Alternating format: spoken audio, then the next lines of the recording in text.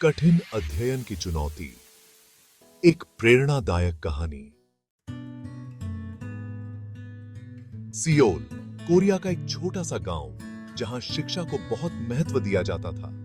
इसी गांव में जीहून नाम का एक छात्र रहता था। जीहून एक सामान्य परिवार से था, लेकिन उसकी मेहनत और दृढ़ता से वह अपने सभी दोस्तों से अलग था।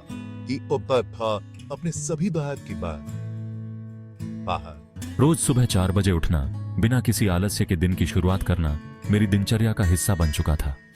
मेरा एक सपना था, मुझे कोरिया की सबसे प्रतिष्ठित विश्वविद्यालय में प्रवेश लेना था, लेकिन मेरा सफर आसान नहीं था।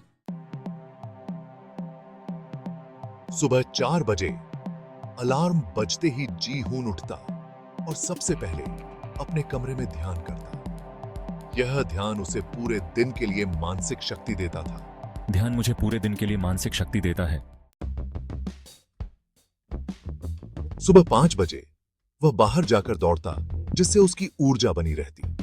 इस दौरान वह अपने दिन के लक्ष्य के बारे में सोचता और खुद को प्रेरित करता। दौड़ते समय मैं अपने दिन के लक्ष्य के बारे में सोचता और खुद को प्रेरित करता हूं। सुबह 6 बजे घर लौटकर जीहून अपने पढ़ाई के कोने में बैठ जाता और अगले 3 घंटे तक बिना किसी रुकावट के अध्ययन करता। सुबह 9 बजे नाश्ता करके वह स्कूल के लिए निकलता। स्कूल में भी वह अन्य बच्चों से अलग था। जहां बाकी बच्चे खेल और मस्ती में मग्न रहते, मेरा ध्यान केवल अपने पढ़ाई पर होता।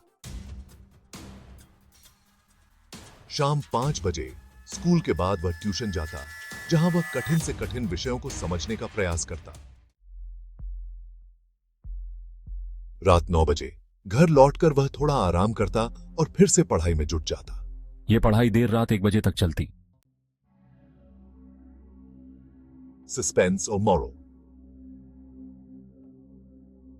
जीहून की यह कठोर दिनचर्या देखकर उसके दोस्त और पड़ोसी सोचते थे कि वह शायद इतना पढ़कर खुद को बीमार कर लेगा। एक दिन अचानक जीहून गायब हो जाता है।